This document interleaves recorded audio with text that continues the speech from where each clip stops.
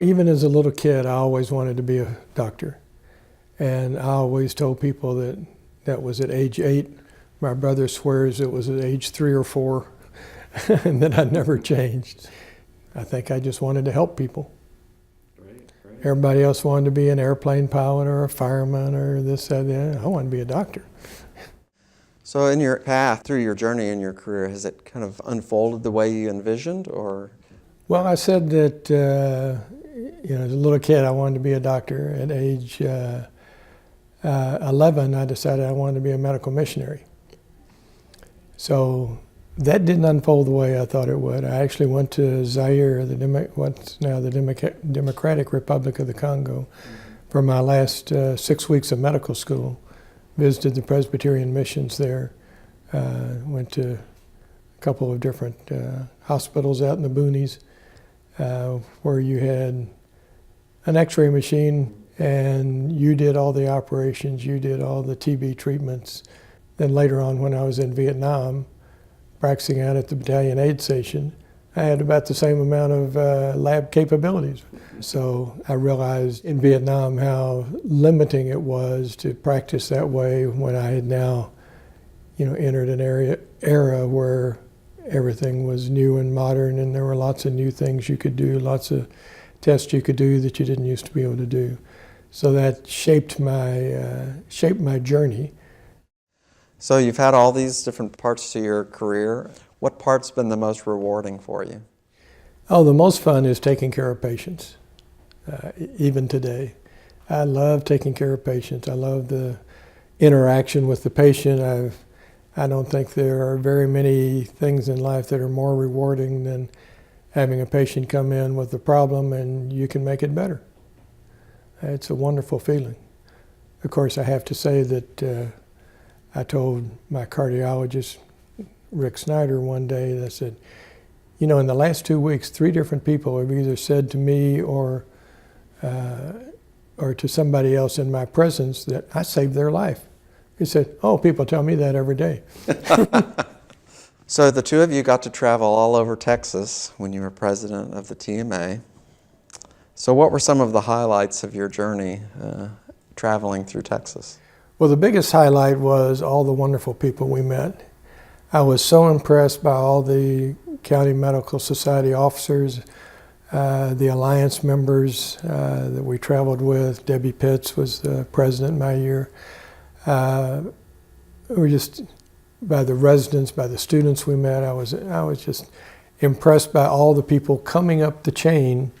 For the future, I think we will be in very good hands. Knowing what you know today, what would you tell your younger self? I think there are 2 things I would say. One is you have to pay more attention to the business side of medicine.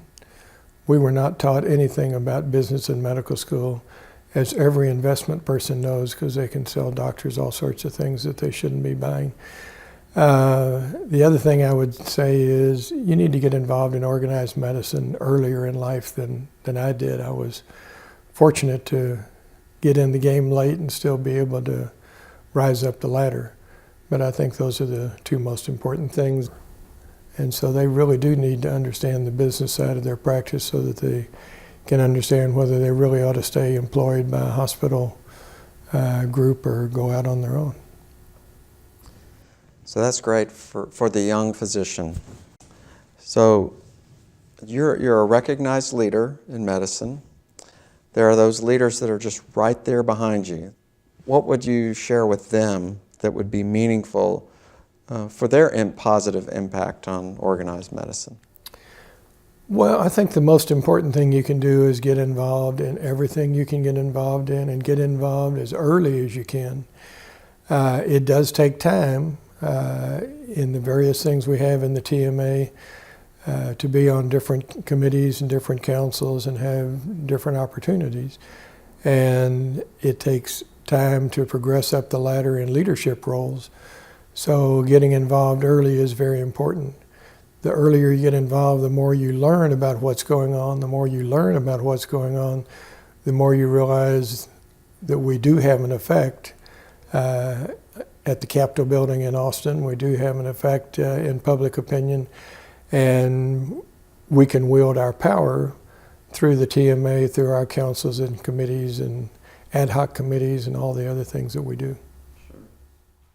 Did you ever see yourself doing all of this, being the president of both Dallas County and TMA? Did you see yourself getting the Distinguished Service Award? Did you think that what you were doing was that meaningful? I didn't have a clue. I never had a personal ambition of being president of the Dallas County Medical Society or president of the TMA.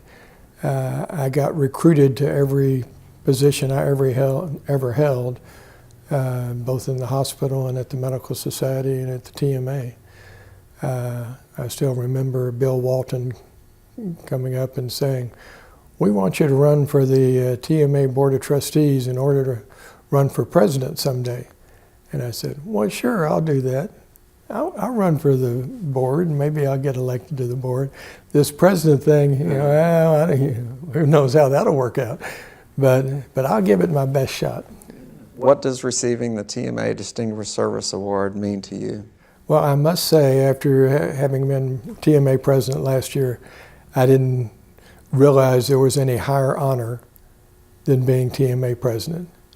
Now I realize there is, and I'm very humbled and honored to receive this award.